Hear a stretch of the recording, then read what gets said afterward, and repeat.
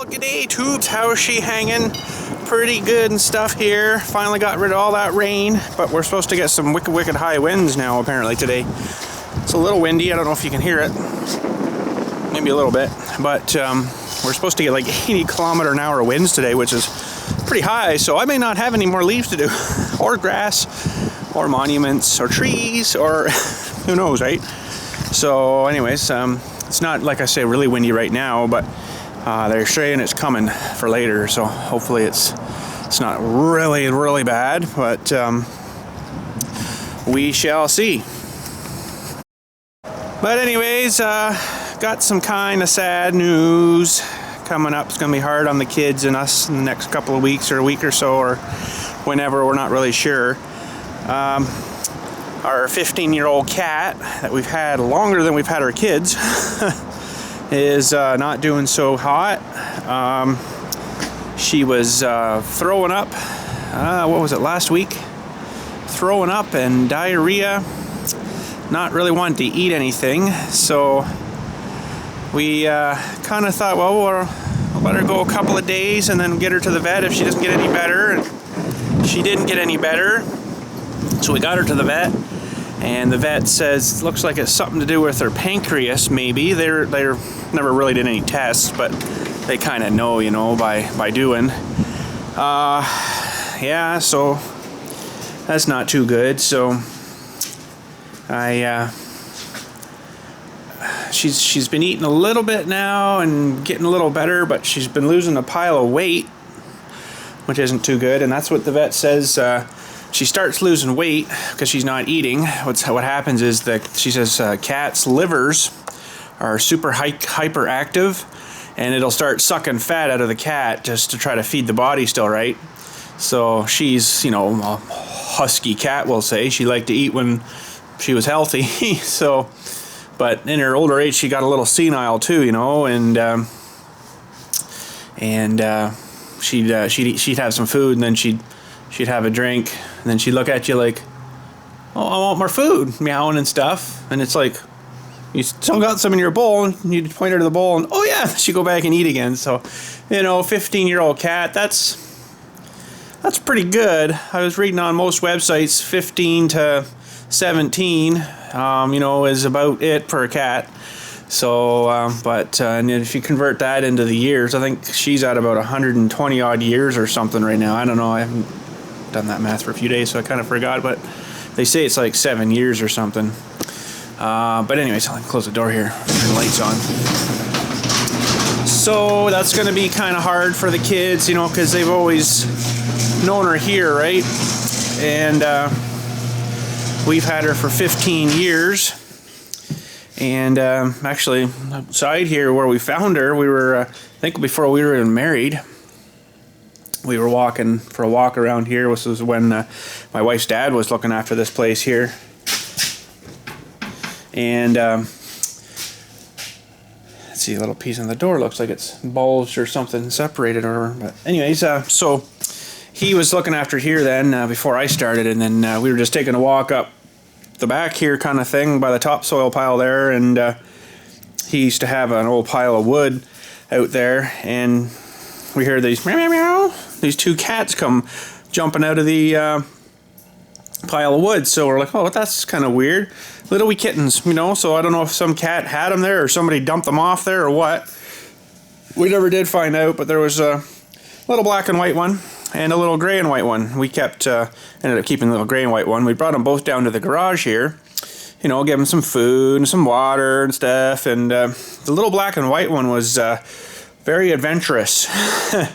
And we think he might have got out when it was still the old doors there, snuck under the door and out and gone. Or the little gray one was a little bit bigger, couldn't quite squeeze under the door. So the other guy, he took off, I guess, or someone, whatever, got him or whatever. But we kept the little gray one, and kept her ever since. She's been a really amazing cat, so it's really going to be hard to lose her. But I mean, 15 years, that's pretty darn good for a cat. So I had to do something pretty hard.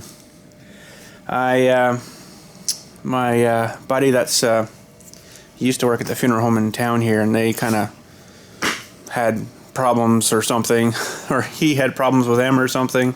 He's actually related to the family, so he ended up going out on his own and doing his own thing. So I called him up and I said, can you get me some kind of little casket for my cat? He's like, really? I want to put a cat in a casket? I'm like, well, yeah, she's worth it. You know, like, we've had her for 15 years. She's been there through all the crap, you know, and stuff, and crappy days I've had with all my depression and all that crap I went through, and she was there right beside me, and I, you know, pet her and stuff, and, you know, she just loved that, of course, but she was there kind of for me too, right? So I'm like, yeah, I gotta get her something. I can't just put her right in the ground, you know, like, just bare cat right in the dirt. I can't do that. So, you know, I've never had a cat really in my life before.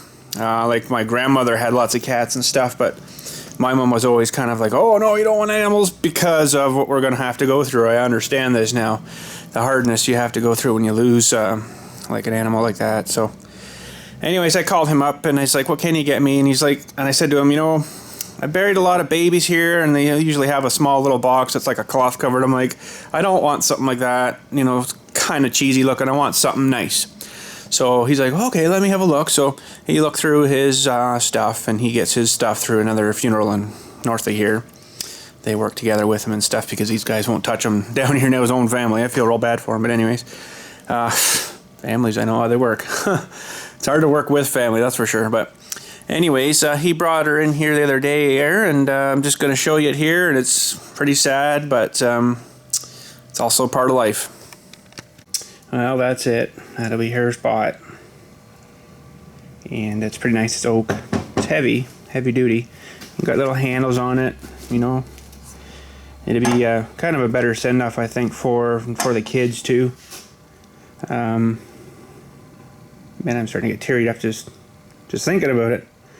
But anyways, it's got a little latch for the lid, so the lid actually locks down, too. You pull the latch, and, you know, we'll put her in there. It's all nice and, you know, stuff in there. You can get a little pillow for her. She liked her pillows and stuff, so that's kind of nice. And then these things, they just fold out, right, for the nice viewing thing, right? If you wanted to do that. And he says this is cotton in here, so you might need to take a bit of that out or something, or whatever have you, you know.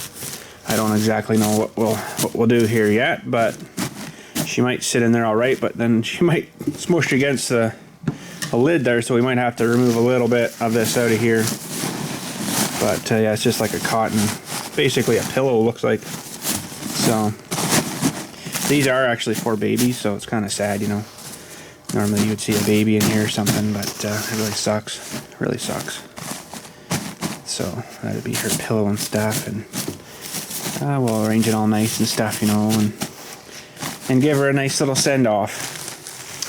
But she's not dead yet, so that's a good thing. She's actually sort of perked herself back up again, and she's been eating again, so we may not need this for a little while yet, but hey, I'm in this business, you know, and it's good to have connection. So it's a nice little thing, come all wrapped in the plastic too, eh? And then this little sheet thing over top here. So I haven't actually showed my wife her kids yet, because, you know, I think that would probably upset them pretty good, as it sort of does me. So I'll maybe even do her name for the top, and maybe her dates or something, and then we'll find somewhere up by the house nice to put her in. Well, on a little bit of a lighter note here, a happier note, we're going to do a little dissection for you today, too, on this FS... What was this one? 90R. This is the one I ran for 4.5 years, I guess. There, about 400 and a little over 400 hours on it. Still runs, but it was having problems and issues. I think it's getting out of spec and stuff now. It's just, I found once you start getting to sort of the ends of the lives of these things, man, this is just an end of life video today. I'm really depressed now. What the frig? End of life of a weed whacker. I find that you start having to tune it more and messing with the carb and stuff, and it just, you know, doesn't seem to want to run right the same all the time. So I figured, well, that one's probably toast-ish, and we'll got our new one, and we're running it now, and been lots good, lots more better. Except that the carburetors are different on the new ones. They don't have the these little adjuster screws like those anymore. They're a hex head, 4mm hex head. So that was fun trying to find parts to the tools to adjust that. So, but anyways, let's get you on a little bit of a tripod here, and we'll start dissecting. We can have a look inside of this as far as I can get her apart, anyways, with the tools I got. Okay, well, first things first, get the shroud, plasticky shroud off, I guess. And I'm kind of wanting to put this back together, maybe for, I guess, I mean, you could put a new piston cylinder on it, it'd probably be brand new, but then all the rest of her and everything's still the old, right? So, I don't know, for all they're worth, it's not worth putting parts into it. A couple more on the front here. So if you don't know what this engine is, this is a 2-stroke mixed gas engine, but the difference is it has valves and valve springs. It's more under the principles of a 4-stroke engine. Now the benefit of that is it is better on fuel, like really good. I think the emissions would be pretty much the same-ish. Sounds, of course, different. It's more like a blah sound instead of like a high-speed 2-stroke sound. So yeah, we're gonna do a little dissection, like I say, as far as I can go with what tools I got here, which, you know, should get us pretty much torn down. So as of right now, it would still start. I can even feel it's even a little low in compression. Probably could do with a little bit of a valve adjustment too. That might have helped it a little bit. I can't remember if this one has one or not. But anyways, we replaced her now. Anyways, so it's not a huge big deal. But you know, I put 400 hours on it. They rate the engine and the emission stuff for 300. Holy crap, that one was on. So I got kind of more what they're expecting out of it, so that's pretty good. But like I put those 400 hours are hard hours. Like when I start trimming, I hit the gas and hold her there for that whole entire row. And depending on which way I turn, which way I go, it could be like the whole entire section like that. So this thing's ran 400 hours roughly at like half throttle or better. So I mean, it owes me nothing. It's been an amazing machine. It's the first one I had. That was the 4-mix like this. 4-stroke, 2-mix gas, 4-mix oil, or 2-stroke gas, 4-stroke engine. So, you know, like I say, I can't say bad things about her because it's decent. Okay, now recoil maybe. Pretty sure all the bolts are the same. They're all these kind of guys here.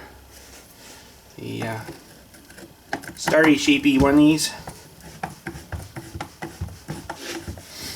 So anyways, while we're tearing screws here, I'll chat to you a little more. I got Flight Sim Saturday. Flight Sim Saturday, that might be a good name for it. I think I was calling it High Flying Saturday, but Flight Sim Saturday. No, what am I talking about? Holy cow.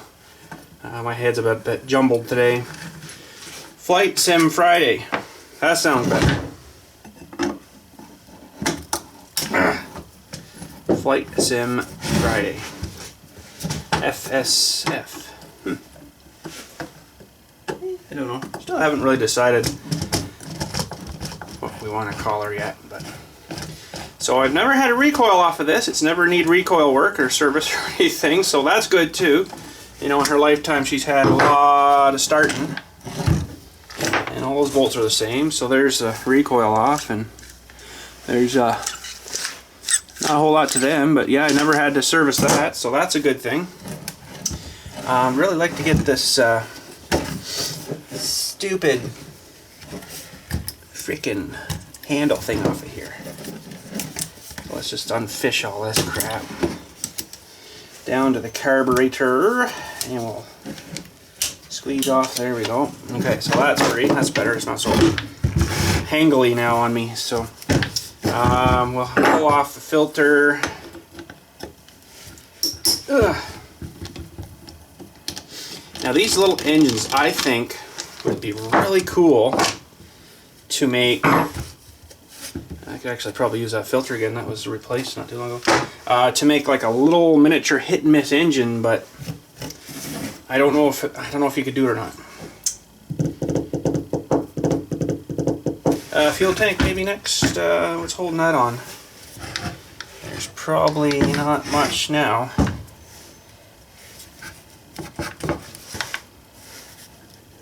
Couple of rubbers maybe there. Let's take off the front bell housing thing here for the clutch. There's only one more bolt holding that on. There might be bolts in behind here holding the tank on. And once again, same bolts, so that's nice. It doesn't matter which one goes back where. And that had never had service. The clutch, it's all still original. I guess there's bearings in there and stuff, but you know, she's not looking too bad. Clutch too, never had this all apart this far. It looks like it wasn't actually engaging all the way. There's just like a partial shine here, partial shine. So, but I never had problems with it not wanting to drive. So that was good. I had a towel. What the heck did I do with it? This one, I guess. Boy, even these on the flywheel look like they're the same. Or the flywheel and the clutch here look like they're the same same bolt. I don't know how the heck I'm going to get those off, but like I was saying, I don't know how far I'll be able to get it apart because I don't know if I'm going to have all the proper tools. But I also got to watch the time because I got a funeral today too. This one here. Yeah, I'm gonna have to find something to hold that with. See, they probably got something to hold. That would basically just take our clutch off. That's a pretty simple way. Usually they'll incorporate it into the shaft of the engine coming out, where that one is just bolted right onto the flywheel. So I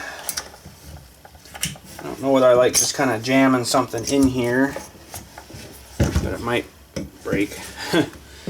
Oh, not too bad. Just need a little bit of something to hold it, eh? Oh yeah, that's perfect. Well, that's pretty slick. I like still in their engineering, there's not like 1,500 different screws on their units. I bet you these are exactly the same. Ah, they're a little bit different thread. I'll keep those in there with that then. That's pretty simple. Off she comes. Boom, boom, boom. One little nut there we'll have to try to bust off and then try to get that flywheel off somehow. Tank. I'm presuming these are just rubber bushing things here, but there could be a screw down in here. Don't think so. I think they're just pushed on. Push on. Yeah. Pushed on, and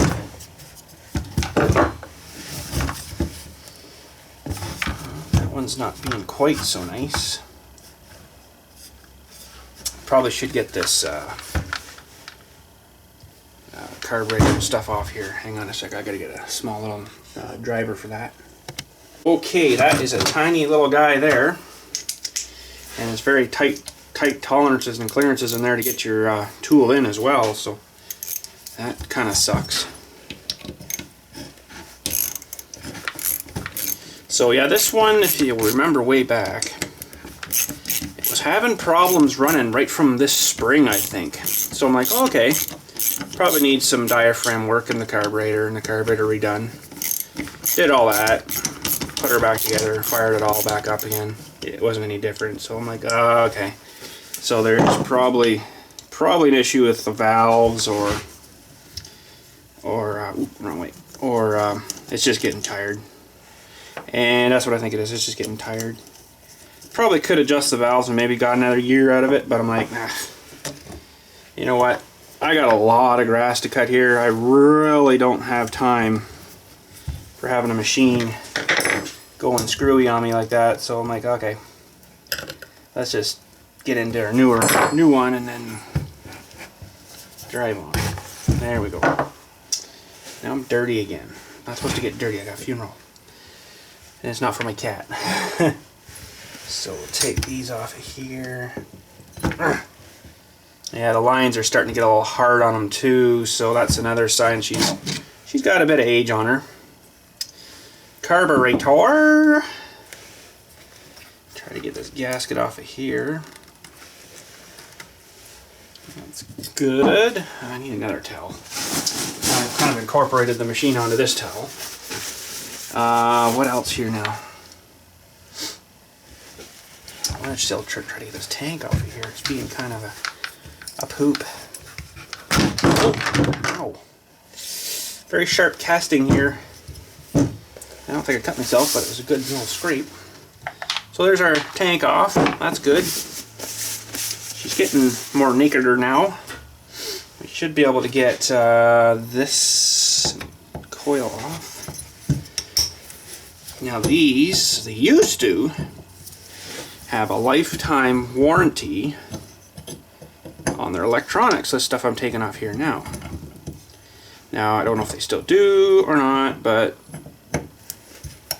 they probably do. But I know they also used to have a lifetime warranty on the little, like on the shaft where it goes down to the trimmer head. They used to have, ooh, there's little things here. Maybe I'll try to put these all sort of back together the way they were supposed to go. Little spacer guys there. Yeah, they used to have a lifetime warranty on the actual little shaft, which I thought was kind of interesting. But I think they've kiboshed that now too. And I think I got those on wrong, but anyways, that's okay. So that thing there, if you had to buy that, it's probably a couple $100. Well, maybe not that much. Might be $100 anyways. But technically, if you own a machine and you're still running it before it gets wore out like mine has, you should get a free one if it's screwed up anyways. Because I think there's still a lifetime warranty on them. So what's next here? Well, we could probably get the rest of the carburetor stuff off of here. So I'm going to have to put it up this way.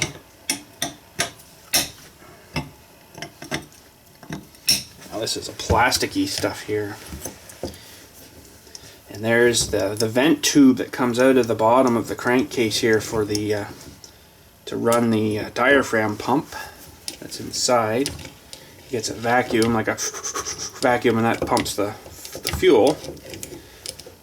It's a pretty smart system, you know. So that's that naked now.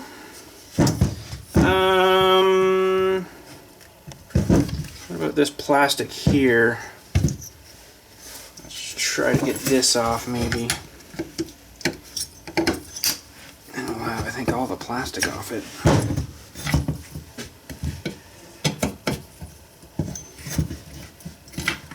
Come on now.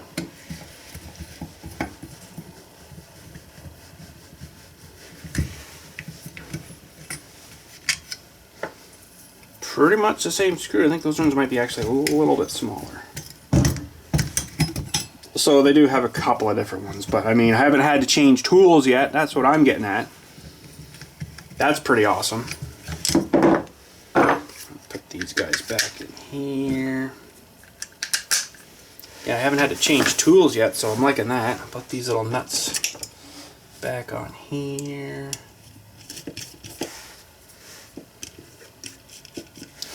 Okay, so we have exposed our 4 bolts. 1, 2, 3, and 4 that hold on the cylinder. Yes, cylinder. So that's kind of cool. Oh.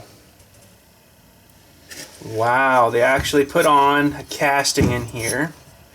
Let me get you off the tripod for a second. In the casting here, which way the nut's got to come off, and it's a left-handed thread by the looks of things. Nut loosen. Nice.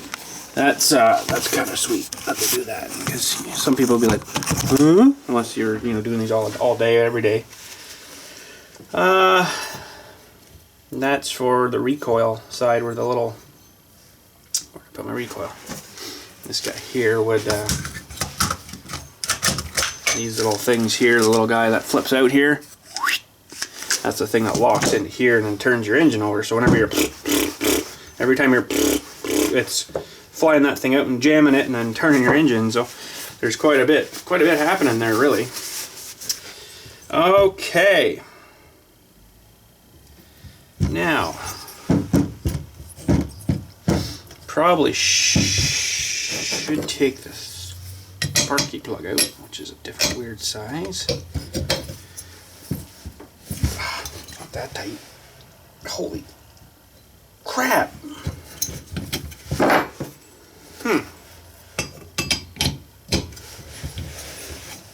Oh man, you put that. Probably me. And yes, when I did the carburetor job, I did put a new plug in too. I figured maybe the plug was having problems, but it didn't make it any different either. So I'm thinking she just wore out. Okay, I'm gonna fix those, I think, because that's not gonna be good.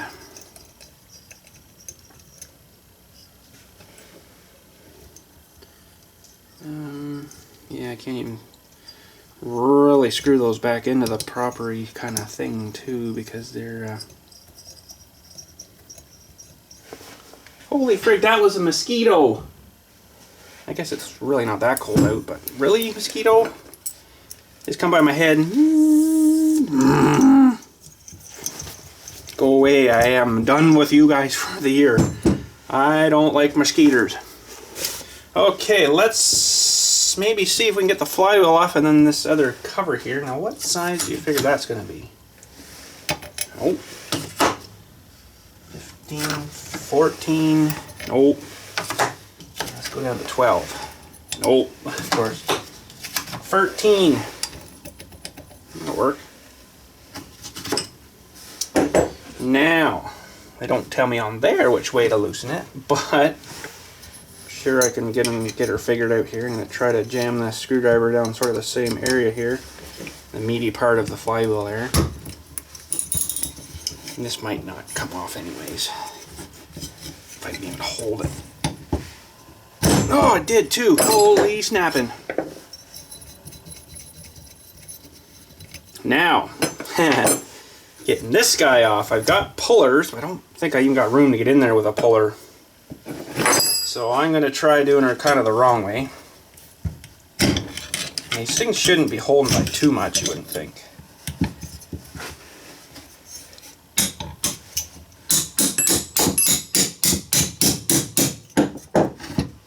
That's definitely not the right way to take that off, but it's the best I can do.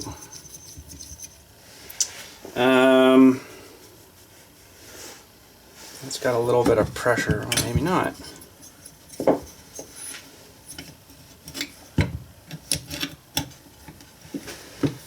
Well, what else am I going to do to get under there? Can't really get under this side. I can't get my puller in there. I could actually probably just hold it up, and the weight of the engine might bust it off if I just give that a little tap.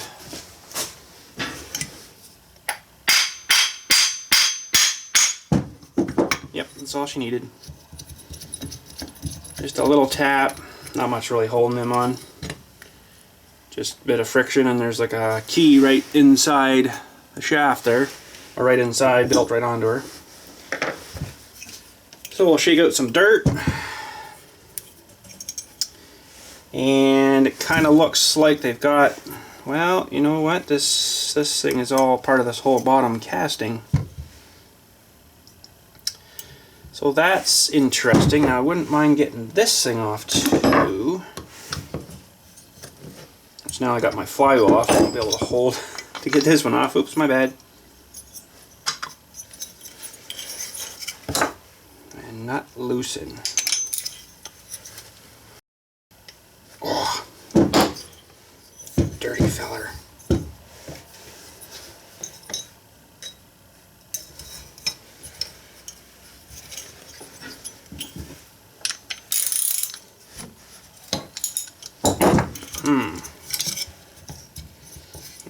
working exactly the way I was planning.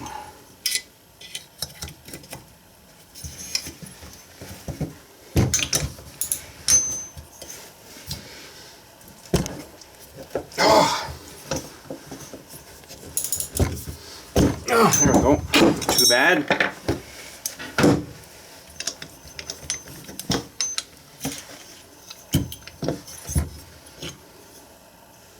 Oh, not too good. I should have put that stupid thing back on because I just broke my flywheel.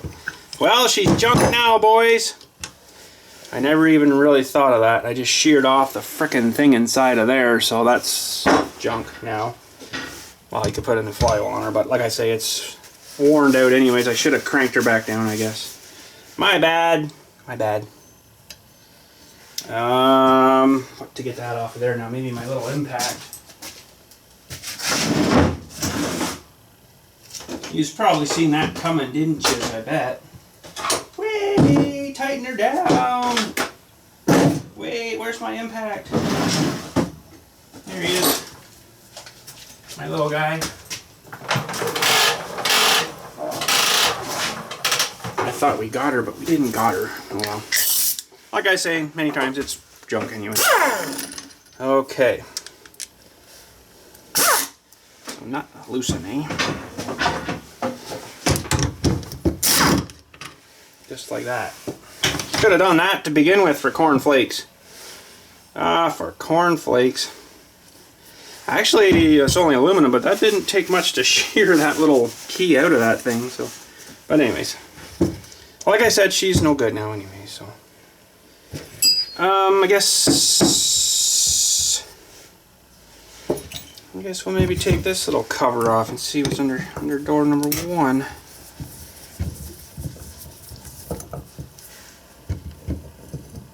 This should be the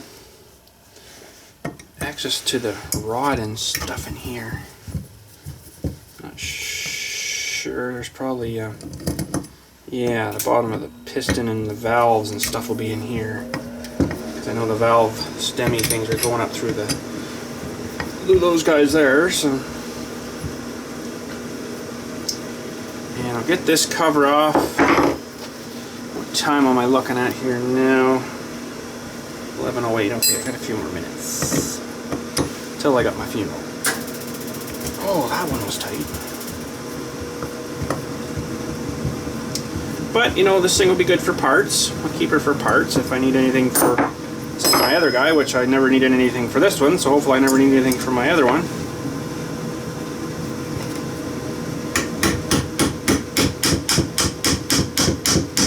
Wow, the gasket works good.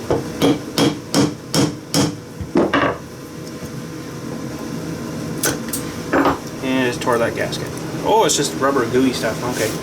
Oh, all the timing stuff in there. That's frickin' pretty cool. Wowee. Let's get a closer shot of this stuff. Never had this door off of here before, so there you can see like your little cam and your oblong lobe thingy there. So when you well, of course I can't turn it now, but when that thing turns.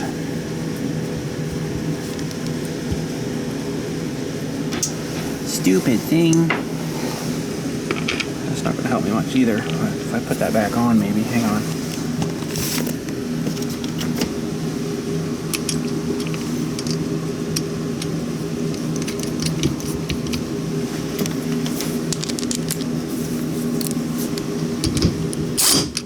Okay. So when that's turning, that's opening your valves.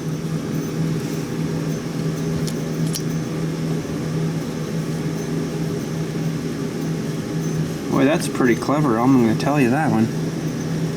That is really clever. So that's your exhaust side here. Our intake on this side because it's cleaner. So this is your exhaust valve here and your intake valve pushing the little push rods up. Try to get you a real nice close shot of this here.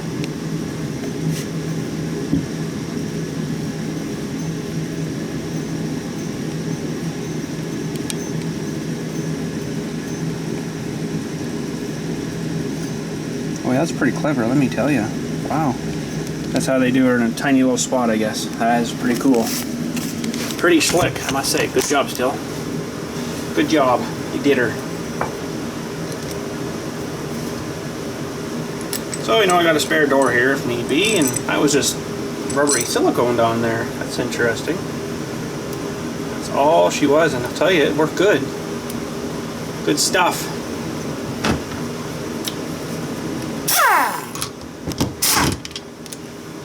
Okay, so that's back off.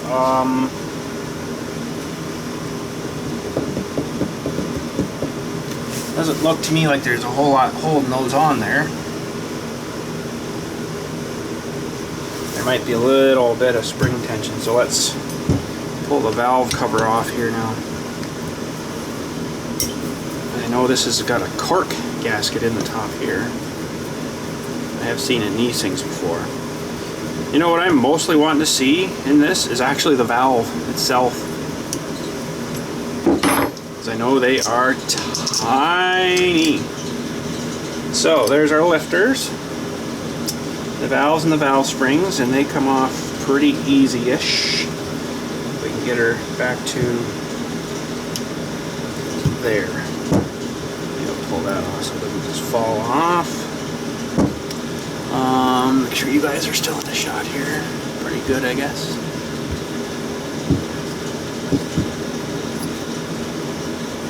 I really don't want to get these things out of time, or out of adjustment too much.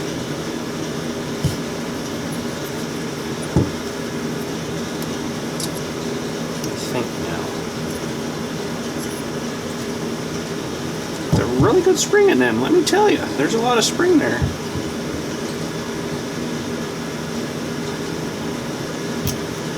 That's clever. That's really clever, actually. Just need to pop these off of here.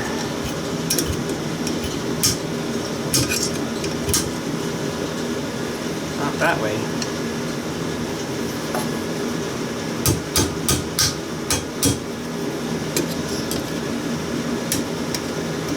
Ow! Finger!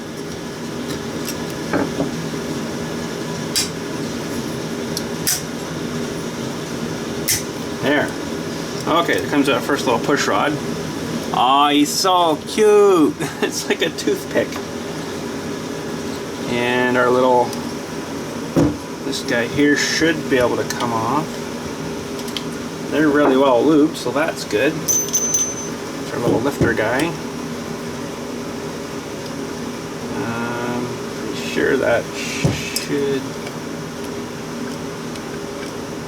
it's not touching there, so that should give us the best slack. Should, anyways. Oh man, can't keep her down. Ah!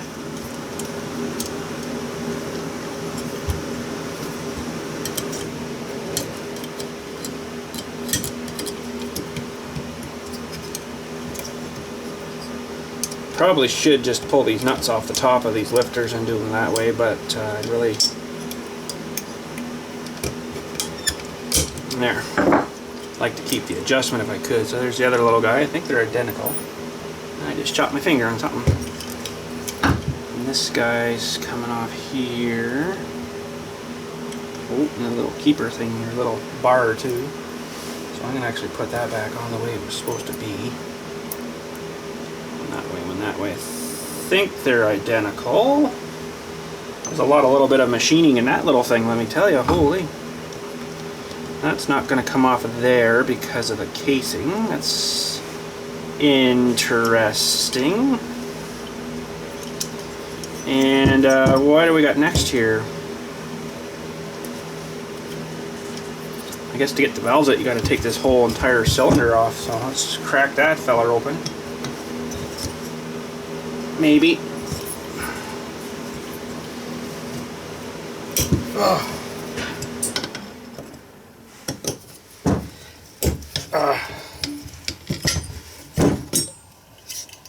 Gonna hurt nothing there, I don't think, if I push a little bit.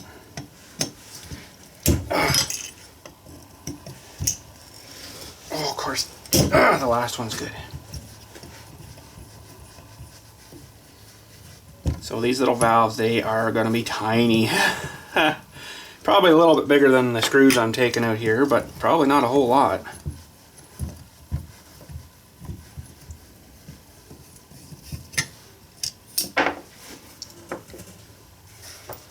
Pretty much the exact same screws though I'm working with. Once again, I haven't had to change, you know, my mostly used tool here. So that's kind of cool, I must say. Same tool for one machine makes her a lot easier. I don't know why other manufacturers can't do her that way. Good. Okay, now this might be a little bit of a pig to get off. It should all split though, it should all separate. Well, that's a good sound though. When it goes cook, cook, cook. There we go. Same rubber again, that's good. Didn't look like it leaked anywhere. Smells like I had lots of oil in her. So there's our bottom. And the little crankshaft, there's actually a metal gear on that one. Now this should, I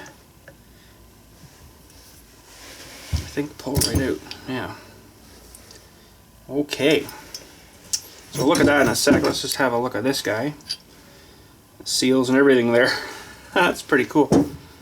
That's a pretty sweet looking little piston too, let me tell you.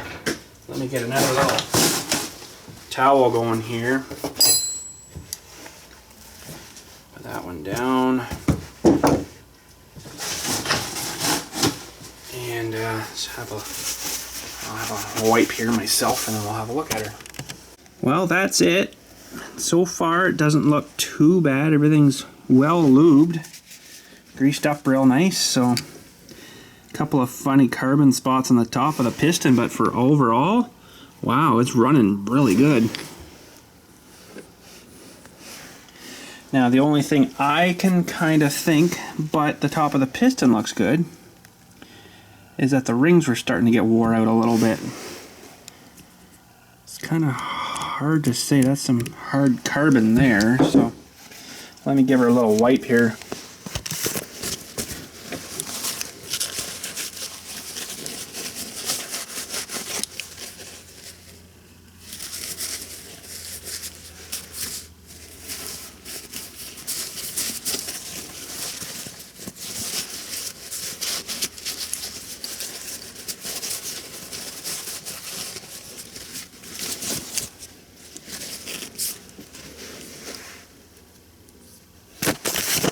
Yeah, I think she was starting to get a little crappy. Like, it was still running until someone wrecked the flywheel. Oops, my bad. But this side here looks like she was starting to burn down past the rings a bit. So if you start losing any compression on these, it starts to run horrible. That's the thing with these little guys. It's so small, right? It needs all that compression that it can possibly get. But that doesn't look really too bad. I can see...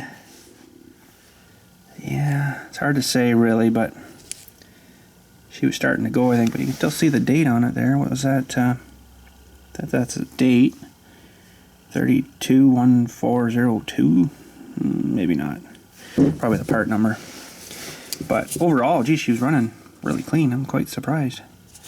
Quite surprised. So that's good. It's a cute little piston too. It's really short, you know, compared to some of the ones that are, you know, a lot longer skirt on them. But now, there is our little wee valves inside there. Holy cow, they're small. There's a little bit more goo in there.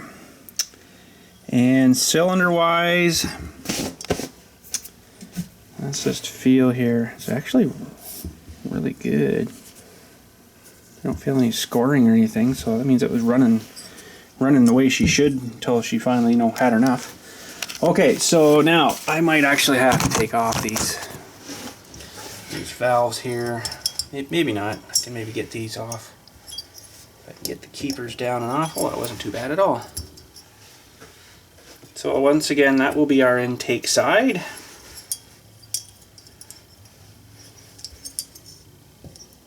And there's our exhaust side. Geez, that wasn't too bad at all, really.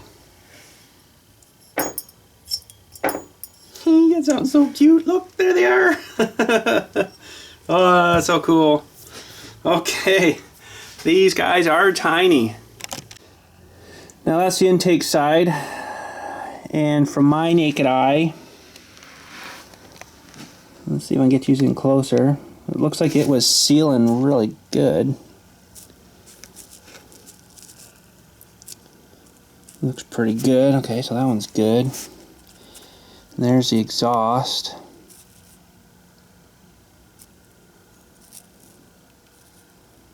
Yeah, there's a little bit of crud there, but it might have been crud that fell down, but you can see a little bit of a crusty buildup there, so that's not good. That's just carboned up stuff, but overall, you know what? She's not really too bad. A little bit on the ends there, of course. Not want to be dirty, but a little cleaner because that's the heat side going out. But holy cow, those are tiny. Let's compare to something here. Hang on a sec. Let's find something that everybody would know what size something is. Okay, so there's to give you a comparison.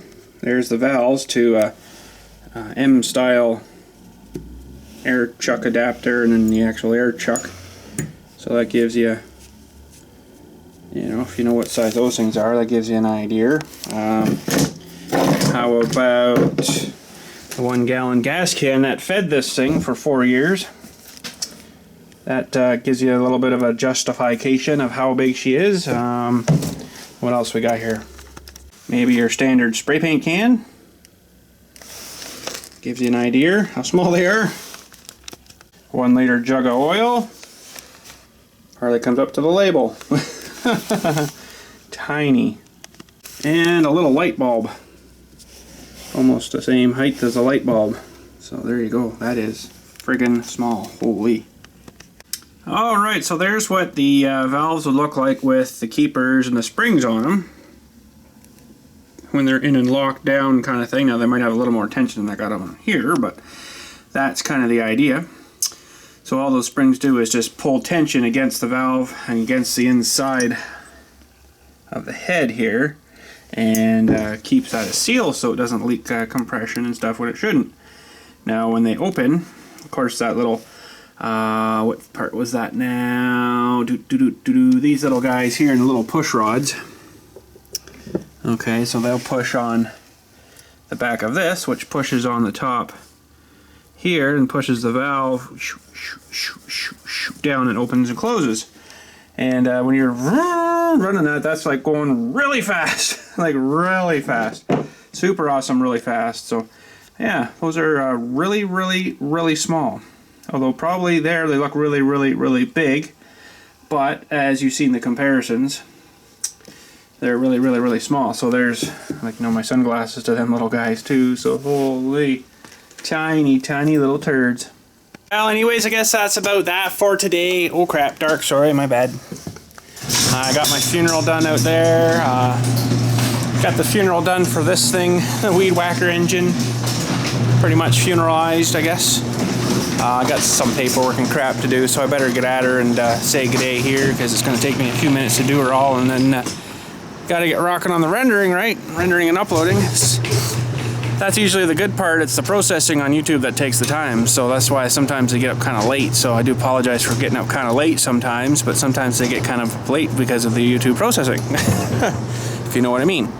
So anyways, kind of sort of looks kind of like a nice day out here now, but I'll tell you, way back there, she's pretty freaking hostile. Holy, not very nice. So the next few couple of days or so, I got the snowplow out here. I want to do something to it. A couple of things. First of all, we should probably be lubing up the little joint dewies. I haven't actually ever done that, so that's not good. And what else I want to do is drain the fluid from the cylinders on this thing and the hoses, because I haven't used this since last year. Maybe I did. I can't remember now, but we had all the fluid changed last year in the tractor, and it's all new and clean, and I don't know what could be in these things now, you know. So I kind of just probably don't need to, but I kind of just want to get them drained out and then start kind of empty and clean and fresh again. Not going to be perfect, but we'll get most of her out. I think all I really need to do is actually just take off these fittings, get this thing mounted on the front of the tractor, lift her up, get these fittings off, and then I should be able to just put these in like a bucket and tie it into a bucket, and then once there's nothing on there, I should be able to just pull this that way and then push her the other way. Do that a few times and it should the fluid out of the two things there, pretty much mostly all of it. I don't really want to start taking fittings apart and stuff here because everything's all, you know, Teflon and good and it's ready to go, you know, so I don't really want to be doing that. But try to get some of her, most of her out. They'll be, well, these pistons are probably down to about here somewhere, so this will be all full of fluid. And this side will have some in it, but not much probably. Well, I guess they'll both be pretty much full-ish. It's not until you actually pressurize that it actually moves. So, like I say, I probably don't really need to bother doing that, but I don't know. I've been thinking about it for a while. I think I probably should. And I see got a line kind of cracked here. That's maybe not too good. It's in that, whatchamacallit, bend there, and I guess, you know, sun cracked. But she blows one. I guess we'll have to get one fixed. And it looks like they give you a swivelly end on one end and a non-swivelly on the other end. This is, I think, the swivelly end here, and this just threads right in. It won't swivel there, but this one probably swivels on this thing here. So that's how you have to get them on. You have to get the one end on, and then, oh boy, that'd be quite a thing to kind of get that lined up and on. But maybe you have to take the cylinder off too a little bit and, you know, move it out a bit and give yourself some more slack. Maybe that's the idea behind her. But other than that, I think everything else is fine. We'll have a look at the cutting edge on her, and I think everything else is fine. And you know, the pads, we'll look at the round pads there too, and I think they're fine too, but we never know until we get into her, right? So that'll be probably next week though. Anyways, that's it for today. We just had a little bit of white crap fall here. Still a little bit crap falling. Not very good, but anyways. Yeah, that's it for today. High Flying Friday for tomorrow, or Flying High Friday tomorrow, whatever we're calling it. Friggin' Flying Friday tomorrow. And Saturday, I've already got Farm Sim Saturday rendering. That's gonna take a bit yet. And yeah, that should be good for Saturday. So, pretty good day for Saturday. Farm Sim Saturday was pretty good. Hopefully you enjoy her. You can hear the stuff falling. Nasty freaking day. I'm going home. To heck with this crap. I've done my duties for today. Sort of selfly, sort of injured my back a little bit. It's hurting a little, pardon me, a little bit tender. So yeah, I got nothing else to do. It's snowing out here. It's crappy. And who the frig wants to be out here? So anyways, you guys have a good day. Thanks for watching, and we shall catch you for our Flying Fridays tomorrow. Farm Sim Saturday, and possibly a GTA Sunday. I'm not quite too sure yet. I haven't done that yet, so we shall see. But anyways, have a good day. Thanks for watching. We'll catch you later. It's a poor kitty. Got her little baby. Is that your baby? Oh, poor kitty. Old kitty. Nice kitty, though. You can see her eyes aren't really good looking. The vet was saying, what was she saying? There's a sack of fat behind their eyes or something. So when they get sick, they lose that first, and their eyes sink in. She's got some stunk eyes, and still not feeling good. She's starting to get some cataracts too, so getting old. And jaggedy edges around it. Yes, let's see if we can zoom in on an eyeball here. If you can stay still, put. Stay still. Stay still. Where the black part is on her eyeball there. Oh, stay still, you turd. I don't know if I can get her or not. She's a bit active today, which is good. But basically the muscles that move the eyes open and closed, you're not going to stay still. She says the little muscles in there get torn and stuff. And basically it kind of fixes and rebuilds itself, but then you get all these jaggedy edges around there.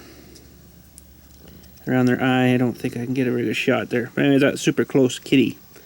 Super close kitty, but poor old kitty. Poor old kitty. But you still like your chin rubs, don't you? Oh, yeah. Oh, she's lost, what, 5-6 pounds? Since she got sick? About that. Poor kitty. Still got purrs, don't you, though, listen? Going right in the camera, aren't you? You still purring? A little bit of a smile on your face. Oh, I love the camera. I love the camera. Oh, what a nice kitty. Now you made it on there. Now we're focused, Dean. Yes.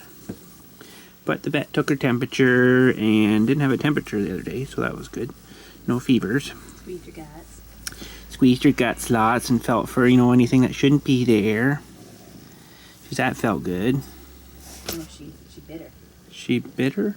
Yeah, she had. Oh, yeah, she had No, the vet didn't bite the cat. She had a bit of a soft spot there, and I think she just had enough of poking more than anything. Poor kitty. And then she stuffed pills down her throat. Yeah, then she went and stuffed pills down there. You don't like that much, do you? You know when the pill's coming. Out she comes. But anyways, that's Kitty. I haven't shown her too much on the video stuff, you know, because she's always sleeping. Lazy kitty. Like kitties do most all day. Sleep. She doesn't play at night, though. She does play a bit at night, but then I'm sleeping, so it's like, oh, we got a good spot there. She's like pushing down. That feel nice. Oh, poor kitty. Nice soft bud. She's really soft right here behind the ears. Right there, really soft. I almost think she was part rabbit. She's got like rabbit hair. Super soft, but she's still cleaning herself and stuff, you know, so she's, you know, not feeling horribly terrible, but there's something definitely not right with her. She got a cat flu, maybe. Just a cat flu.